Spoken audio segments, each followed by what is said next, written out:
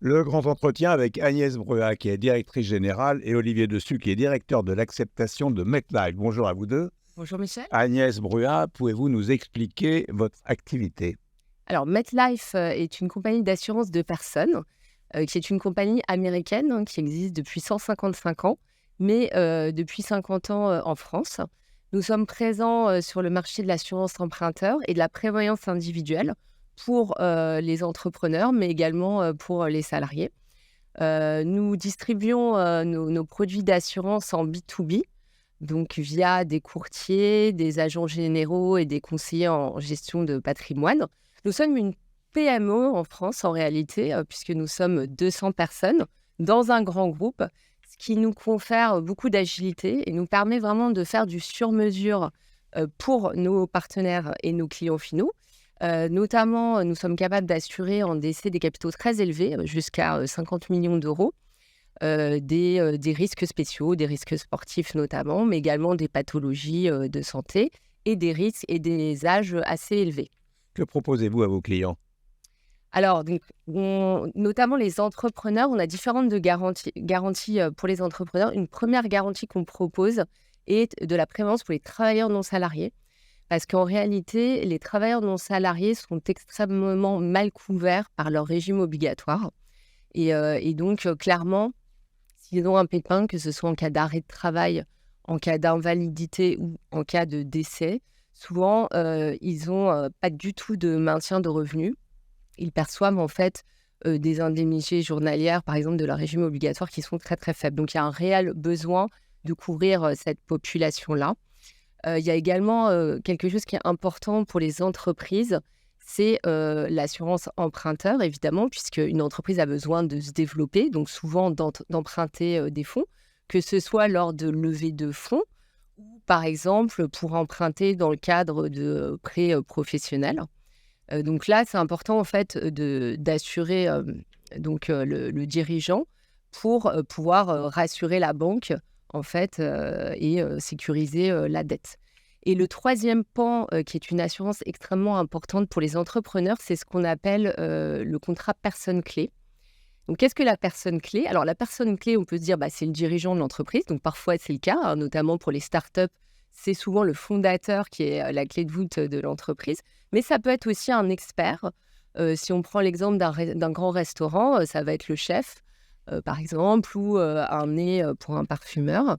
Et en fait, c'est quelque chose auquel on ne pense pas parce que ce n'est pas une assurance qui est obligatoire, mais en cas de disparition, que ce soit temporaire ou définitive, de cette personne, ça peut créer une baisse importante de résultats de chiffre d'affaires, tout simplement parce qu'il peut y avoir une perte de confiance de la part des clients, de la part des fournisseurs, voire même des investisseurs. Donc cette garantie, qu'est-ce qu'elle fait? Déjà, elle est souscrite par l'entreprise et c'est l'entreprise qui va bénéficier d'un capital en cas de disparition, donc soit en cas de décès de la personne clé ou en cas d'invalidité de la personne clé, ou lorsque la personne clé est en arrêt de travail, donc l'entreprise va bénéficier d'indemnités journalières qui vont permettre aussi à l'entreprise de gagner du temps, peut-être de devoir remplacer la personne clé. Donc voilà, ça lui permet d'avoir l'esprit plus serein et surtout d'éviter une perte de valeur de l'entreprise. Pourquoi vous êtes sollicité pour assurer les startups? Alors, en fait, en tant qu'assureur, on est là pour soutenir l'économie, hein. Donc, tout type d'entreprise, finalement. Les startups en font partie. Et c'est vrai qu'une startup, pour se lancer, c'est pas évident parce qu'évidemment, elle a besoin d'investissement. Elle n'est pas forcément rentable les premières années. Donc, c'est très important de pouvoir justement accompagner les startups de ce fait-là. Et c'est vrai qu'alors en France, si on regarde un petit peu les typologies de startups en 2023, on se rend compte qu'il y a de plus en plus de green tech, donc de startups qui sont dans tout ce qui est domaine environnemental, durabilité. Et c'est vrai que pour nous, MetLife, c'est quelque chose qui nous tient à cœur, puisque alors on est vraiment dans notre ADN, on a la diversité, l'inclusion. On a des engagements par rapport, des nouveaux objectifs par rapport aux Nations Unies sur la durabilité. Donc, c'est quelque chose qui nous parle. On a une fondation MetLife depuis 1976. qui, depuis sa création, a versé plus d'1 milliard de dollars, que ce soit à des communautés, pour, réduire les inégalités, que ce soit des inégalités de genre, des inégalités, raciales, mais également, de manière plus récente sur, la durabilité et pour œuvrer pour, la planète, donc c'est quelque chose qui, voilà, qui nous parle particulièrement. Alors, Olivier Dessus, donc vous êtes directeur de l'acceptation. Alors, pourquoi assurer les dirigeants de start-up? Alors, en tant que spécialiste de la prévoyance, MetLife propose une gamme complète de solutions de couverture pour les particuliers et pour les chefs d'entreprise. Les chefs d'entreprise sont des personnes très occupées, très à même de s'occuper de leur société et ont parfois tendance à oublier de se protéger elles-mêmes. Et ce qui peut créer des problèmes assez importants dans la bonne marche de l'entreprise et dans la succession. MetLife propose un ensemble de produits spécifiquement dédiés donc, aux chefs d'entreprise et aux professionnels, quelle que soit leur taille. Ça peut aller de la grande société, de la PME jusqu'aux travailleurs non salariés, ce qu'on appelle les TNS. Et donc, ces produits sont les garanties emprunteurs, le contrat personne clé dont Agnès a parlé, la couverture associée et des couvertures investisseurs. Est-ce que ça demande un savoir-faire particulier?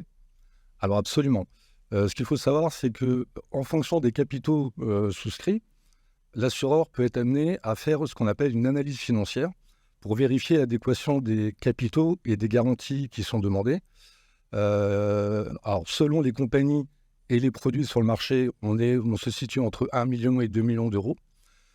Et là, l'assureur va demander un certain nombre d'éléments financiers et de justificatifs afin de vérifier la fiabilité du montage et surtout que le produit d'assurance répond parfaitement aux besoins de couverture du chef d'entreprise. Alors, question à tous les deux pour clore cet entretien. Quel est le rôle de MetLife? Alors, le rôle de MetLife, c'est justement d'apporter une expertise particulière parce qu'on ne gère pas une start-up, on ne va pas analyser une start-up comme on analyse une entreprise lambda. Peut-être que tu peux expliquer des exemples. Bien sûr.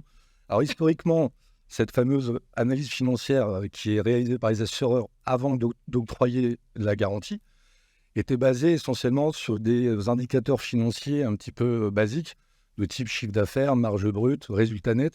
Alors, on comprend bien que ces indicateurs financiers sont pertinents pour évaluer la performance économique d'une entreprise qui est déjà en rythme de croisière, qui est déjà stabilisée.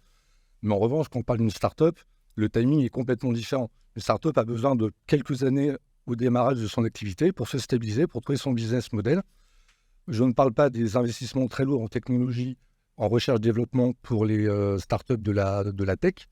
Et donc forcément, on doit avoir une vision très différente et on se base plutôt sur les business plans, la projection de la valorisation de la société à moyen terme et de l'accompagnement des banques et des fonds d'investissement.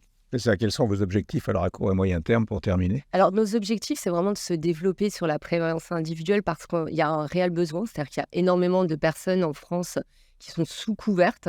Il y a une étude qui a été faite dans le livre blanc de VIF qui mentionne plus de 8 milliards de sous-couverture en fait en France pour la population active en prévoyance.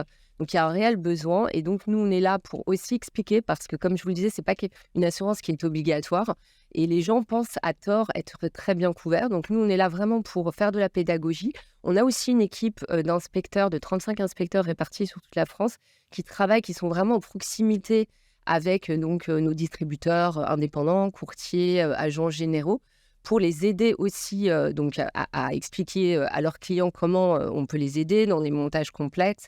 Et on a aussi quelque chose qui est intéressant, c'est qu'on peut aussi soutenir des startups dans leur développement à l'étranger. Le fait de faire partie d'un grand groupe nous permet d'être présents dans 40 pays dans le monde entier, d'accompagner les startups dans leur développement parce que parfois, on peut vendre des produits d'assurance qui sont en affinité avec les produits que ces entreprises commercialisent. Donc, ça leur permet de diversifier leurs sources de revenus. Et donc, c'est gagnant-gagnant. Voilà. Donc, c'est vraiment du sur-mesure ce qu'on fait avec une expertise de plus de 50 ans en prévoyance et en analyse de risque. Merci beaucoup à vous deux. Merci. Merci.